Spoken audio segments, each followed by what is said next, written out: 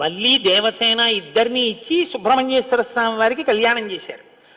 వల్లి దేవసేన ఇద్దరిని తనకి భార్యలుగా చేసుకున్నాడు కాబట్టి శైవ వైష్ణవాలు రెండు సుబ్రహ్మణ్యుడి వల్లే వియ్యం ఉంది.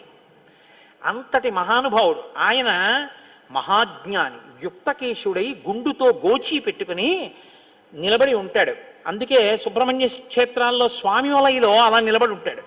ఆయన ప్రణవానికి అర్థం చెప్తే పరమశివుడంతటి వాడు తెల్లబోయి ఎంత గొప్పగా చెప్పావురా అన్నట్టు.